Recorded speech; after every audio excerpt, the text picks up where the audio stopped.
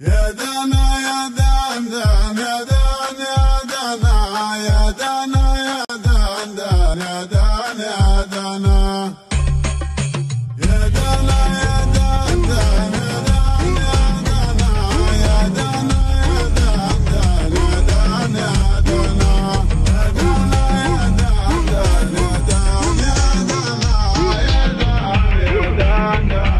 دانا يا دان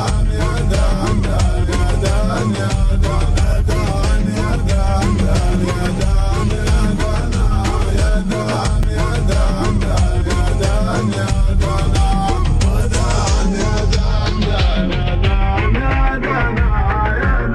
يا دان يا دانا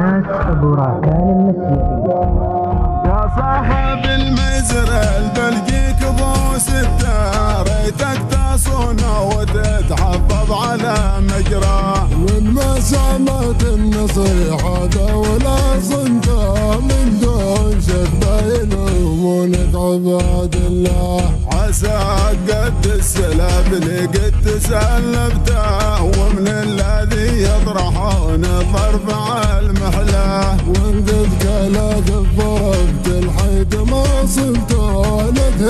سمعتها رد لك دام الله شاهد الله اني يوم طالعته بالعين كل يوم تتعود على رؤياه في 15 دقيقة لا تصدرته بخرج الخصم ذي هو عامد المرباه والحاصل انه سلب غالي وانا شفته ما يستحق العتب ولا يمات الفاه والحاصل انه سلب غالي وانا شفته ما يستحق العتب ولا يمات الفاه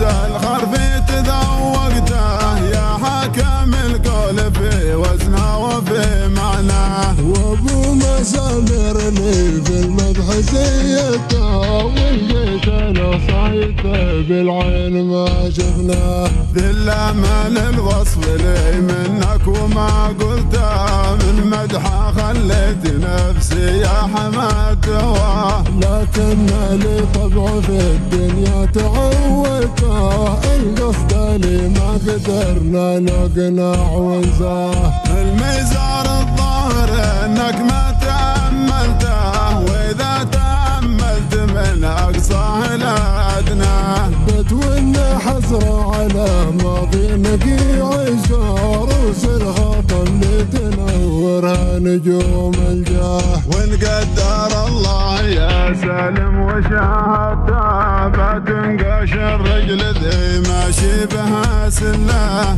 في الغشايش بيخرج من صمته ما بتجيبه بلا مجهود ومعاناه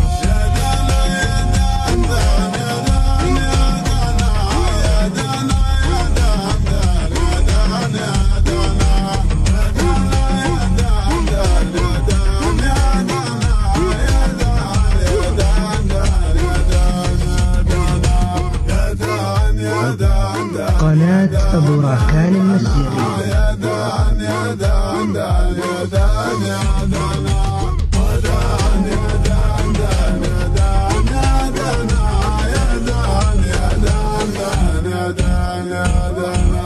ذكرتني يا حماد ماضي تجاوزته وصفه وقصته مثل اللغز والمحزاه في سالفة من عزهم عجود عبرته من قبل من كونك القصبة على معداه ولا ايش يا الوقت كم من ظن خير بين الناس ومساواه. حد منهم في رغيد العيش مقتلته، وحتى عدي حياته كلها مزاح.